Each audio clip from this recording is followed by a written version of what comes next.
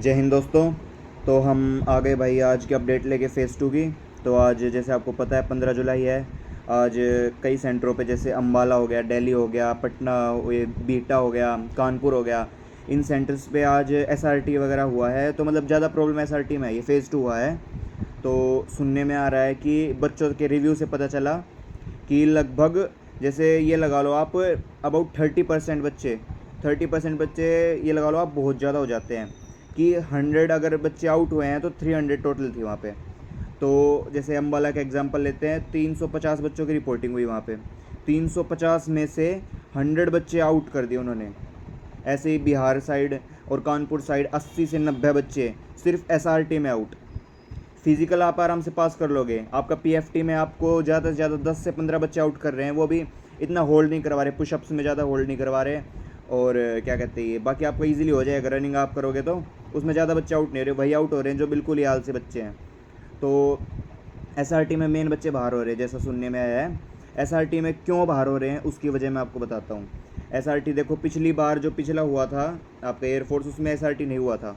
कुछ एक दो सेंटर पे हुआ था, अम्बाला जैसे सेंटर्स पे। तो उसमें क्या हुआ था, अम्बाला में हुआ था उस टाइम 60 से 70 क्वेश्चन आते थे और 1 घंटे का आपको टाइम मिलता था। और वो क्वेश्चन बहुत ही छोटे छोटे क्वेश्चन होते थे, बहुत ही बेसिक टाइप के क्वेश्चन होते थे। जैसे कि आपको 2 नेगेटिव ऑप्शन दे देते थे, एक हल्का सा पॉजिटिव और एक बिल्कुल करेक्ट आंसर। उसमें आपको ईजिली आपको मिल जाता कि ये करेक्ट है, आपको इसमें से चूज़ करना है। उस बेसिस पे आप हो जाते सेलेक्ट। लेकिन उस टाइम 2-3 बच्चे बाहर होते थे, अब बच्चे बाहर हो रहे 80 से 100। मेन वजह क्या है वो मैं आपको बताता हूँ। अब क्वेश्चन आ रहे हैं बड़े बड़े, पूरे ये लगा लो आप 2-2 लाइन के ऑप्शंस आ रहे हैं। 4 ऑप्शंस में से 2-2 लाइन के तो ऑप्शंस हैं।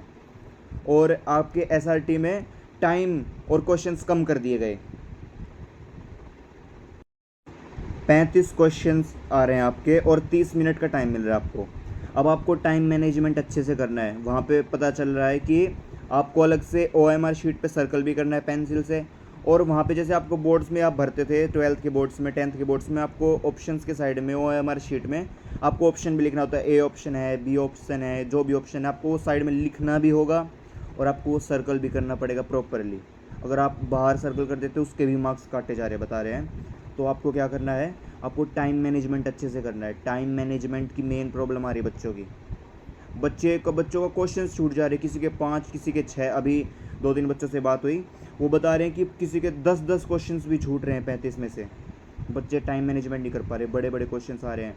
कई जल्दबाजी में टाइम बचाने के चक्कर में कई क्वेश्चन तो अटैम्प्ट कर दे रहे हैं, मगर उनका क्या फ़ायदा, वो गलत कर दे रहे जल्दबाजी में।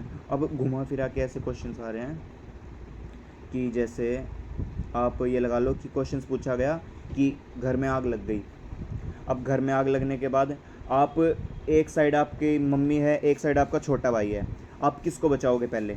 तो इसमें वो साइकोलॉजिकल फैक्ट देख रहे हैं कि आप कह दोगे माँ को इमोशनली होकर, लेकिन वहाँ पे आपको करेक्ट ऑप्शन करना है, आप अपने छोटे भाई को बचाओगे। वहाँ पे छोटा इसलिए अलग से मेंशन किया गया है कि वो छोटा भाई है, वो अभी खुद से सोचने, चलने, भागने में समर्थ नहीं है वो। तो माँ तो आपके जैसे फॉर एग्ज़ाम्पल समझदार है, वो तो खुद भी भाग सकती है। अब छोटा भाई वो तो आग में फंस जाएगा। तो इसी कारण, इसी चीज़ को लेकर के दिक्कतें आ रही हैं बच्चों को।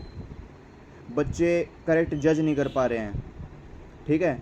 1-2 ऑप्शन ही नेगेटिव आ रहा है, वरना 3 से 4 ऑप्शन भी पॉजिटिव आ रहे हैं। आपको उसमें से सेलेक्ट करना कितना मुश्किल हो जाएगा, अब आप खुद समझ लीजिए इस बात को। और एक टाइप का क्वेश्चन ऐसा था कि आप लेट हो रहे हैं, जैसे आप अपनी जॉब पे काम करते हैं और जॉब पे आप लेट हो रहे हैं, है ना।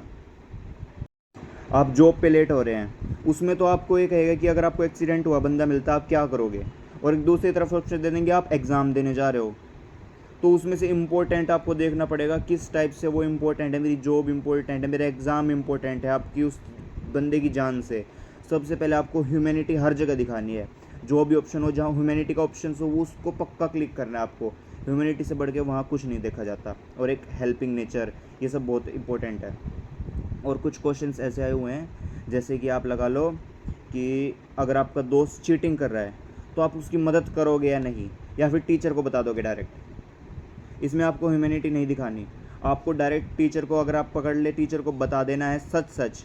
ये नहीं आप उसकी तरफ से माफ़ी मांगेंगे। सिचुएशन रिएक्शन का यही मतलब है कि आप पे उसका क्या रिएक्शन पड़ता है, आपको टीचर को बता देना। तो ऐसे ऐसे ऑप्शन में आपको कंफ्यूज नहीं होना, आपको रियलिटी, एकदम रियलिटी और होनेस्टी के साथ आंसर देना आपको उसका, ओके। और जैसे क्वेश्चंस आते हैं कि आपका दोस्त एग्ज़ाम में फ़ेल हो गया।